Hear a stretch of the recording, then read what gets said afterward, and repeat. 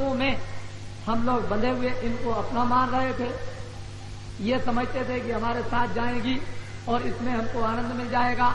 लेकिन जब वो चीज सामने आई आपके, तो सारा धोखे का, ज्ञान का पर्दा आपके सामने फाश हो गया और कहा ये कुछ भी नहीं, पर निमित्त मात्र सेवा करते चलो, जो सब महात्माओं ने आपके सामने किया उसी तरह की सेवाएं करो। लक्ष्य अपना ये रखोगे एक वर्ष सारा सबको छोड़कर जाना, अपने घर में जाने का और घर बसाने का मरने के पहले काम कर लो। इसीलिए ये भजन सुगम साधना आपको बताई कि जल्दी से जल्दी चलो और मरने के पहले जीवात्मा को पहुंचा करके अच्छा सा स्वच्छ पवित्र आनंद का निर्विघ्न और निर्भय जन्म मरण से रहे ऐसे स्थान को तुम तैयार कर लो कि इस किराए के चलते फिरते परिवर्तनशील मकान को छोड़ करके और फौरन अपने मकान में पहुंचो। इसलिए आपको ये सीधा साधा रास्ता और बता रहे हैं, लोगों को आगे भी बताएं। अब मेरी कुछ बातें हैं कि मैं ये तो लोगों को साधना कराता ही हूँ, मेरा तो ये मुख्य लक्ष्य है ही। इससे ये पता चलता है कि मैं पक्का धार्मिक, कच्चेपन का कोई काम नहीं, बिल्कुल पक्का। एक महात्मा जी दक्षिण में, एक महात्मा जी पश्चिम में और एक महात्मा जी पूरब में, 3 महात्मा रहते थे। पश्चिम वाले तरबूज बेच करके काट करके बेचा करते और दक्षिण वाले महात्मा सबको पानी पिलाते थे और पूरब वाले महात्मा तबला बजाते थे बेचा करके। और वो ये कहते थे कि आओ चलो जल्दी से देखो कितना अच्छा पका मीठा तरबूज है। एक छुरी रखे रहते थे और काट करके उन्होंने दिखाया और कहा देखो कितना पका लाल लाल। लोग देखते थे और कहने लगे बहुत मीठा, और कहने लगे जैसे ये पका वैसे ये भी पका, देख लो ये पका ये भी पका, कच्चा नहीं है, न ये कच्चा न ये कच्चा, खा लो तुम पका हुआ, जितना खाना चाहो उतना। इधर दक्षिण में पानी पिलाते थे, गर्मी के महीने में लोगों को बुलाया आओ पानी पियो बहुत ठंडा, तर हो जाओगे। जब उसको पानी पिलाने लगे तो कहे कि खूब पी लो, जितना तुम चाहो उतना तुमको पिला दे, बहुत ठंडा। इसमें से एक भी बूंद गिर गई जमीन पर तो जितनी बूंदें गिरेंगी उतने ही जूते पड़ेंगे। किसके जूते? जमराज की। जम फरिश्तों के जूते उतना ही पड़ेंगे। जितना तुमको अमृत पीना हो उतना पी लो और तुम अमर हो जाओ, ताकि जमराज की जूतियों से बच जाओ।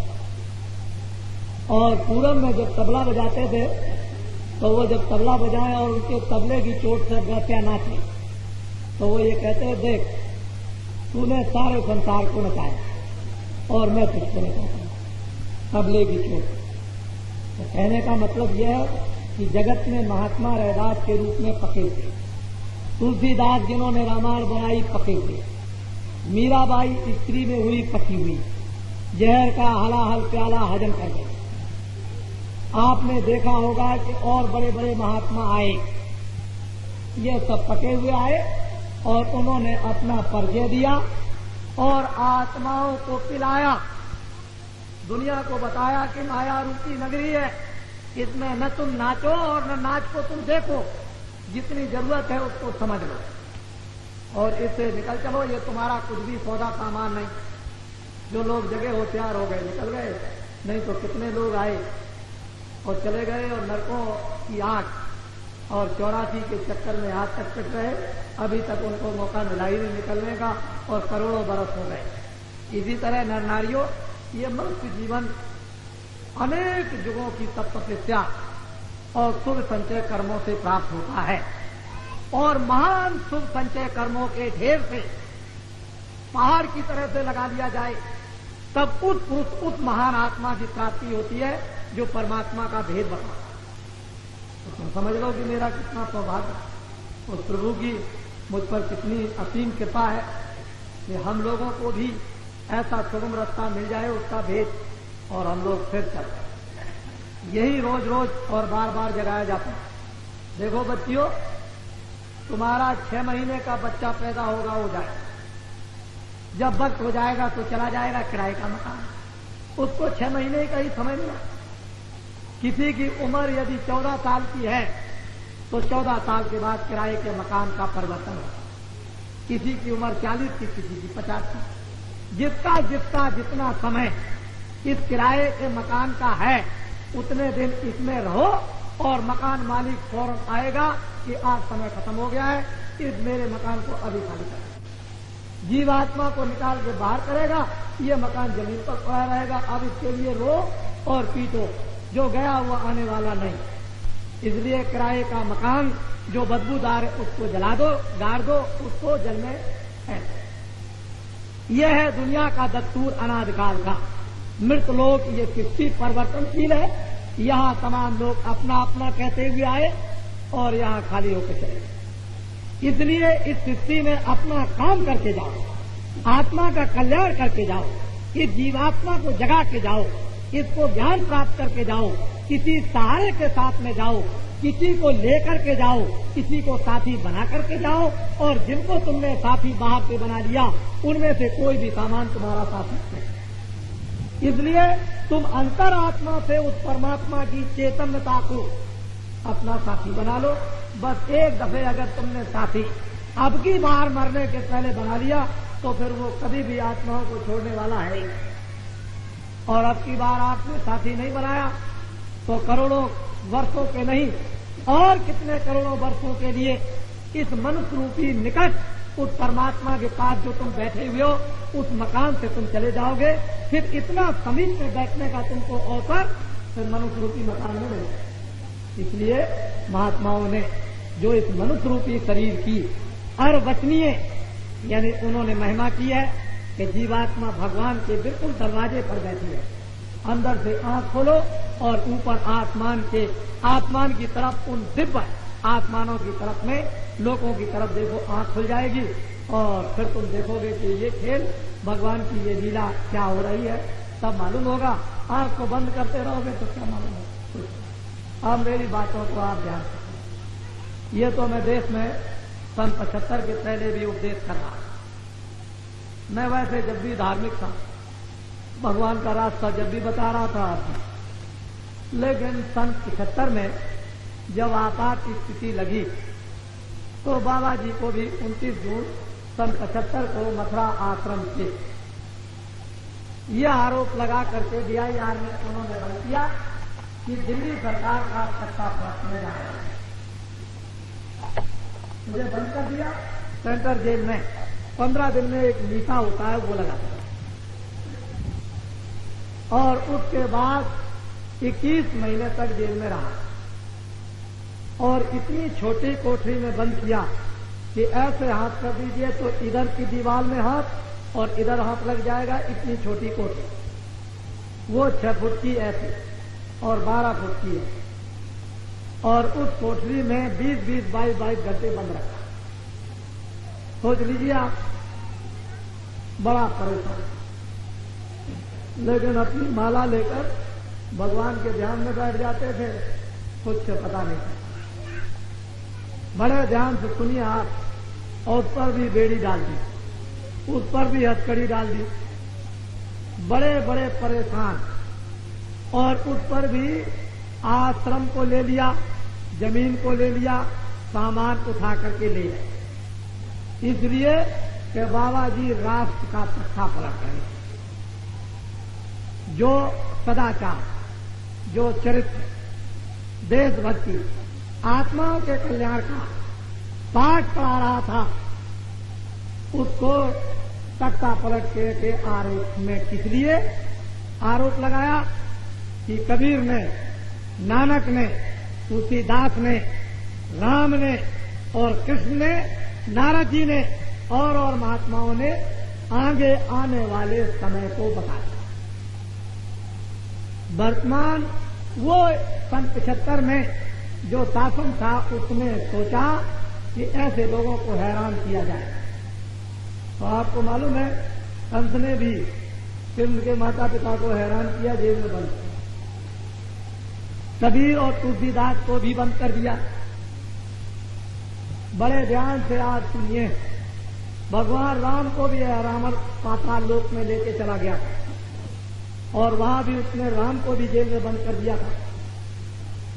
और बहुत से लोगों ने ऐसी यातनाएं रावण ने ऋषियों के खून को फेंका। परिणाम क्या हुआ तो आपको जानते हैं। जब देश के अंदर लोग इस तरह का निर्भय होकर के दुराचार, अन्याय, पापाचार करेंगे तो उसका परिणाम तो भगवान तो है ही। तो समय समय पर भक्तों के लिए भक्त वत्सल बनकर प्रहलाद को जो फेंका था ऊपर से नीचे पहाड़ से, और नीचे भगवान ने हाथ लगा लिए, उतार करके जमीन में खा दिया। मीराबाई को जहर दिया कि अभी स्वाहा हो जाएगी, लेकिन भगवान ने अपने भक्तों के लिए भक्त वत्सल बनकर उसकी जिब्या पर बैठ करके आप जहर पी लिया, मीरा को नहीं पीने दिया। तो भगवान है। बड़े ध्यान से इस आरोप में पकड़ करके जेल में बंद कर दिया था, इसलिए आपके नगर में आपका दर्शन नहीं हो सका इतने दिन के बाद। चिंता तो सभी को थी, इसमें कोई संदेह नहीं, नर नारी सभी तड़पते थे। और जब जरासंध ने कृष्ण भगवान को 14 मर्तबे लड़ाई करके भगा दिया तो भगवान चले गए द्वारका। तो गोपियां सब उनके प्रेम में रोती रह गए। ये भी इतिहास कहता है।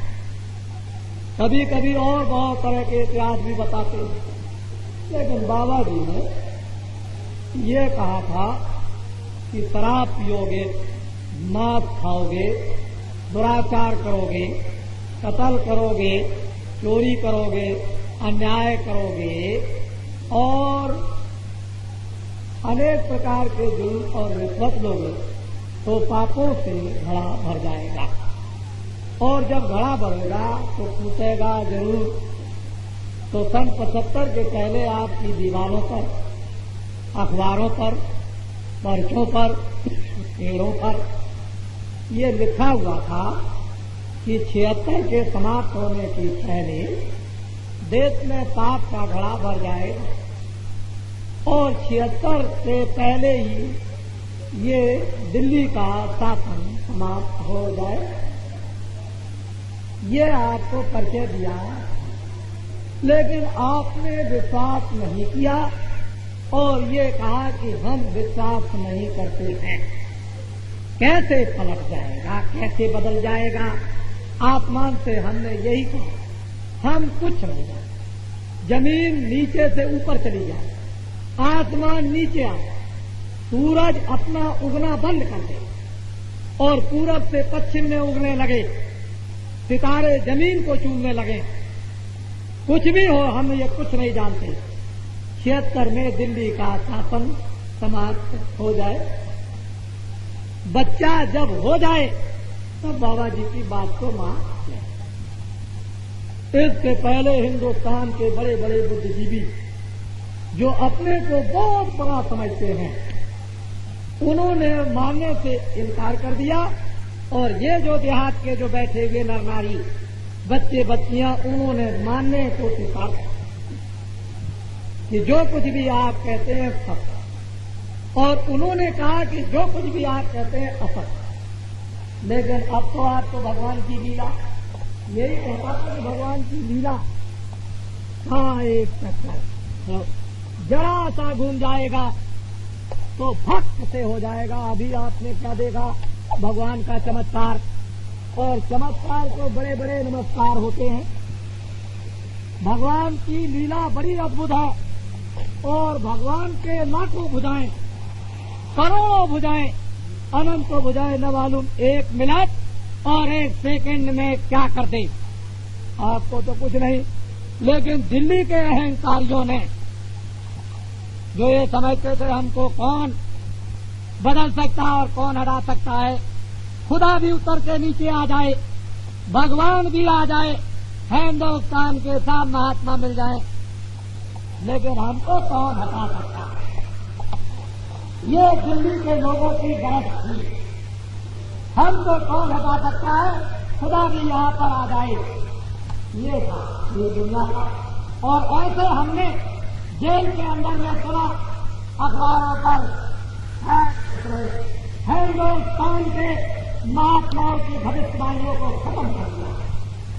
ये आवाज अखबार में निकलती थी। बाबा जी ने अंत में ये कहा कि 31 मार्च सन 77 को समाप्त किया और 77 में भगवान की मालूम क्या लीला हुई। इस रास्ते से इस रास्ते से इस रास्ते से उस रास्ते से जो भी कोई उधर से आता हुआ ट्रैक्टर लादा पकड़ लिया, रास्ते में ले गए, इधर गए, वहां गिरा दिया और झट से नस काटी छोड़ दिया। लाखों हिंदुस्तान में आदमी मर गए और किसान महीनों महीनों नहीं 6-6 महीने तक खेतों में छुपे रहे। शहरों में सामान खरीदने नहीं आते थे। कोई बेचारी बूढ़ी माताएं और बूढ़े जो हमारे घर में रहते थे, जो धीरे धीरे चलते वो सामान लेने नमक मिर्चा खरीदने आते थे। अगर जवान कहीं चला गया तो फौरन पकड़ लिया जाएगा। लेकिन इस पर भी क्या हुआ कि लोगों ने हिम्मत की कि हमने तो पहले नस कटवा ली, ये सर्टिफिकेट। जब शहर के करीब गए तो पकड़ लिए। उन्होंने कहा कहाँ लिए जा रहे हैं कि तुम्हारी नसबंदी होगी। कह लगे देखो ये सर्टिफिकेट है। कह लगे ये कुछ नहीं, अभी आपकी नस अभी काटी जाएगी। अरे भाई सर्टिफिकेट है। कह लगे कुछ नहीं, बस नस काट दिया और 2 दिन के बाद मर। यानी ये ऐसा प्रकोप कैसा आया। तो फिर जब चिल्लाने लगे तो भगवान से प्रार्थना की गई, बच गया बड़ी भारी मुसीबत से। अब की बार अगर दिल्ली का शासन आ जाता और तुम बैठा देते तो तुम्हारी ये टांगे आगे सब काट दी जाती, ये सब। और ऐसा करोड़ों आदमियों को मार दिया जाता और तुम्हारे लिए कोई कचहरी वगैरह नहीं होती। ऐसा वक्त आने वाला तुम्हारे सामने, यानी पापों का घड़ा भर गया था उससे। लेकिन वो तो भगवान से प्रार्थना की गई तो कुछ कृपा हो गई। इसलिए है ना नारियों, हमेशा से लोग सृष्टि में ऋषि मुनि महात्मा फकीरों की बात को मानते आए। तुम्हारा भी धर्म कर्तव्य है, फर्ज है कि ऋषि मुनि महात्मा फकीरों की बात को मानो। वो मानव के हित के लिए, इंसान की भलाई के लिए, आदमी के सुख के लिए, आत्माओं के कल्याण के लिए हमेशा सब परिश्रम मेहनत लोगों को साथ में करते रहे। अब भी करते हैं। तो सीधी सादी बात आपके सामने आई और वो ये है कि अब आपने एक जमाना भगवान की कृपा का बदलते हुए देखा और एक लोगों में धर्म जागृति, धर्म भाव अथवा ईश्वर का थोड़ा बहुत विश्वास आया कि ये काम ईश्वर ने किया है, आदमी के मान का नहीं। हम भी वही बात करते हैं कि भगवान ही ने किया, इसमें कोई संदेह वाली बात नहीं। लेकिन उसकी कृपा को समझो तो कम से कम, तो बातें आपके सामने आ गई। अब मैं कुछ और न कहकर के थोड़ी बात कहूंगा। जेल जीवन का अनुभव हमने भी किया और लोगों ने भी किया और बड़ा दुखित अनुभव। लेकिन कुछ नहीं, बड़े बड़े भक्तों को सूली पर चढ़ा दिया और हंसी खुशी से चले गए। ईसा मसीह को कीलियों को ठोक करके और वो सूली पर चढ़ा दिया। किसी को तलवार से गर्दन काट के चढ़ा दिया, किसी को किसी तरह से। तो इस तरह से नाना लोगों को यातनाएं आज के लिए उठानी पड़ी। और हमने तो सन 75 में जेल जाने के पहले आपके स्पीकर में कहा कि आप हमको भी बंद करके देख लीजिए, अगर आपका पट्टा न पलट जाए तो बच्चे करिए। बिल्कुल ओपन सत्संग मीटिंग में स्पीकर सुभाष चौक में कह के गया और लोग प्रयास कर रहे थे क्योंकि बाबा जी भविष्य की बातें बताते हैं। हमारी तरह से और लोगों की तरह से किसी का नाखून उतार लिया, नंगा करके 10-10, 12-12, 25 वर्ष की बच्चियों को मारा गया, बच्चों को मारा गया, आदमियों को उल्टा टांगा गया। इस 21 महीने के अंदर आपात स्थिति में बड़े भारी नादिरशाही यानी जुल्म हुए हैं। मामूली नहीं, उनके घर की गरीबों की संपत्ति को लेकर चले गए। लेकिन आपात स्थिति में कोई नहीं बोला कि ये काम अच्छा नहीं, इसको मत करो। बाबा जी ने फिर भी कहा। बाबा जी के भक्तों ने एक आवाज उठाई, ये ठीक नहीं। लेकिन उनको दमन करने के लिए बड़े कुचक्र चलाए गए और बहुत परेशान प्रेमी भक्तों को किया गया। लेकिन कोई नहीं, भक्तों को ये विश्वास था कि थोड़े समय के बाद ही एक परिवर्तन हो जाए। ऐसी लोगों में ईश्वरी भावना आ चुकी थी और वो आपके सामने आया। अब हमेशा विश्वास करते रहिएगा, भगवान का विश्वास रखिएगा। क्यों कि हम जो कुछ भी बोलते हैं वो किसी के आधार से बोलते हैं। मेरा आधार कोई मंच पर बैठकर खड़े होकर के बात नहीं किया करते, जो होने वाली बात होती है उसी को कहा करते। जेल से निकलने के बाद कई लोगों को 3 अप्रैल से लेकर के और 14 अप्रैल तक ये कहा कि अगले महीने में यानी प्रांतों का भी शासन अधिकांश में समाप्त हो जाएगा और वहां कुछ दिन के लिए राष्ट्रपति शासन होगा और चुनाव हो जाएगा। उस चुनाव में सभी चुनाव में एक बारी परिवर्तन हो जाएगा। जिनका उस समय पर शासन वो सब खत्म हो जाएगा। 22 अप्रैल को आपके यहां बोल के जयपुर में गया था और 23 को अहमदाबाद और 24 को शिवाजी पार्क बम्बई में कहा और 25 को इंदौर में मध्य प्रदेश में कि अगले महीने में बहुत सी विधानसभाएं भंग कर दी जाएंगी और वर्तमान शासन खत्म हो जाएगा। ये बातें लोगों को जब सुनाई, मैंने उनसे यही कहा कि आपने बड़ी चीज तो देख ली दिल्ली की, ये छोटी चीज भी देख लीजिए आप। अभी आपके सामने हुआ जाता और बड़े ध्यान से बाबा जी की बात को सुना। तो निराधार कोई बात नहीं होती है। जब कभी भी कुछ बोलेंगे, साथ ही निकलने के बाद 14 अप्रैल को एक घोषणा की कि अयोध्या के उत्तर दिशा में सरजू जी पामन के किनारे एक साकेत महायज्ञ होगा और 15 दिन के इंतजाम, 15 दिन के प्रचार से जो 12 वर्षीय कुंभ लगा करता है प्रयागराज या उज्जैन में या नासिक में या हरिद्वार में, उसको भी उस नर नारियों की भीड़ में समाप्त कर दिया, फेल कर दिया। इतना बड़ा जनमानुष अयोध्या सरजू जी के उत्तर उस पावन तट पर उस साकेत महायज्ञ में सम्मिलित हुआ कि बड़े बड़े आचार्यों ने विधिवत मंत्रों से यानी उस यज्ञ को संपन्न किया और ये कहा कि आज तक ऐसा यज्ञ हमने अपने जीवन में न कभी होते हुए देखा और न हमने कभी सुना।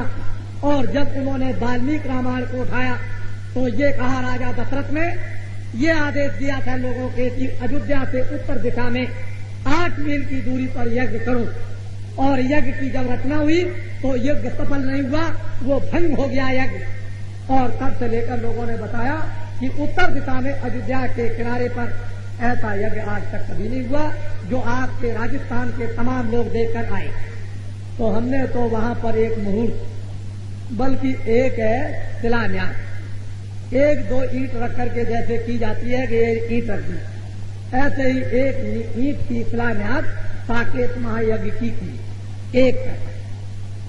और अब की बार इसी सन में सन 77 में एक दूसरा सतयुग आगमन साकेत महायज्ञ साबरमती नदी के मध्य स्थल में यानी अहमदाबाद के बीच शहर भाग में और उस नदी की रेती के बीच में 1 किलोमीटर चौड़ा और 5 किलोमीटर लंबा में हो। 25/12/77 से प्रारंभ और 5/1/78 तक होगा। और अयोध्या में 1 पैसा और अहमदाबाद में 51 पैसा। अब आपको अपनी बुद्धि को लगाना पड़ेगा रात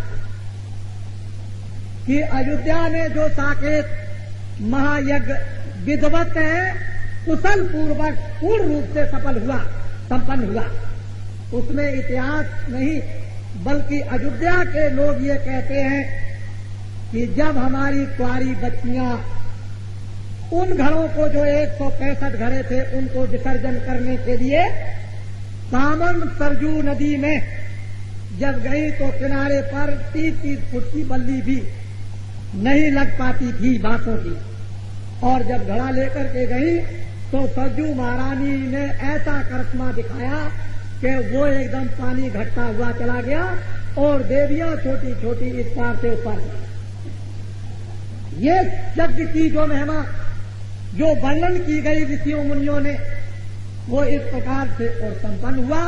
और 1 पैसा अयोध्या में और 51 पैसे अहमदाबाद में होने जा रहा है। आपकी दीवारों पर लिखा होगा सतयुग आगमन का मतलब सतयुग आइए। यानी आपकी धर्म पुस्तकों में लिखा हुआ है कि संवत 2000 के ऊपर ऐसा योग पड़े, उत्तर पूर्व पश्चिम दक्षिण 14 काल पड़े, अकाल मृत्यु होगी जगमाही प्रजा बहुत मरे, सोवर्ण फल पृथ्वी फूले और धर्म की बेल बढ़े। अभी आपने महात्माओं की पुस्तकों को समझा नहीं, तो ये सतयुग जो आगमन का जो साकेत महायज्ञ 51 पैसा होगा और उसकी वो बुनियाद जो जमीन में मकान बनाने की लगाई जाती है, वो बुनियाद लगाई जाएगी और ये आवाहन होगा कि आइए सतयुग, हम तुम्हारा भरपूर हार्दिक स्वागत करेंगे। ऐसी याचना तुम्हारे अनेक पाप दमन की, अनेक तुम्हारे धोखे और प्राप्तों के दमन करने की, तुम्हारी समृद्धि की, वो तो पर्चे पर सब लिखा होगा। ज्यादा बताने की जरूरत नहीं, पर्चे पर सब कुछ लिखा होगा। आप अहमदाबाद चलकर उसमें भाग लेकर अयोध्या में तो आपने हवन में आहुति नहीं दे पाए, नहीं दी, क्योंकि दूर दूर आपको रखा गया था। अब की बार अहमदाबाद में आप अपना विधिवत अब पति पत्नी के साथ भी आहुति दे सकते हैं। वहां देखने से पता चलेगा कि 51 पैसे कहते किसको हैं। इसलिए याद रखिए 25 12 77 से और 5 1 78 तक सतयुग आगमन साकेत महायज्ञ विद्वानों के वेद मंत्रों और धर्म पुस्तकों के उन मंत्रों द्वारा और हिंदुस्तान के जितने भी गुप्त देवता जहां कहीं पहाड़ कंदरा दरिया के किनारे मंदिर और मठों में कहीं भी विराजमान बैठे होंगे, ये सब के सब भाग करके साबरमती मध्यस्थल सतयुग आगमन साकेत महायज्ञ में पहुंच जाएंगे। ऐसा वेद मंत्रों के साथ आह्वान किया जाएगा कि कोई भी देवी देवता रुक नहीं सकता। इसको ध्यान में रखिए। बड़ा भारी परिवर्तन अभी आपने क्या देखा? अभी तो परिवर्तन की एक छोटी सी चमक, उतने में आपने ये देख लिया कि ये क्या हो गया, ये क्या हो गया। सब कहने लगे ये हो क्या गया, ये क्या। अभी आपने क्या देखा? अभी तो बड़े बड़े उसके चमत्कार होंगे और चमत्कार को तब नमस्कार होगा। अब मैं आपको बाहर की कुछ बातें सुनाता हूं। हम जब अयोध्या से आ रहे थे साकेत महायज्ञ से, तो लोगों ने कहा कि अब वो जनता की हवा नहीं रही। तो भाई कौन सी हवा हो गई जनता की? कह लगे जनता की बनाई हुई जनता पार्टी ने तो जनता को चूस लिया। मैंने कहा भाई एक महीने में जनता को चूस लिया, जनता को लूट लिया, जनता को मार डाला। जब तो कहते थे अखबारों में, जब जेल में था, हिंदुस्तान में कोई पैदा नहीं हुआ जो राज चलाए, तब तो ये कहते थे कि ये मुट्ठी भर लोग हैं, हिंदू मुसलमान हर को काट डालेंगे। ये प्रचार हम जब वो अखबारों में जब देखते थे कि मुट्ठी भर आदमी, जनता तो सारी मेरे साथ है, ये मुट्ठी भर आदमी क्या कर सकते हैं, इनको ऐसे पेश किया जाए। ये अखबारों में आता था, लोग बड़े बड़े भाषण देते थे और 9-9 मील के अंदर लोगों के 144 गेट बने, कितनों को लोगों ने सूखा। ये तो आप जानते हैं क्या हुआ। आजादी खत्म हो गई, बोलना खत्म हो गया, देखना खत्म हो गया, न्याय कराना खत्म हो गया, अर्जी देना खत्म हो गया, सब को खत्म कर दिया। लेकिन परमात्मा की इच्छा थी, जनता में एक प्रेरणा दी।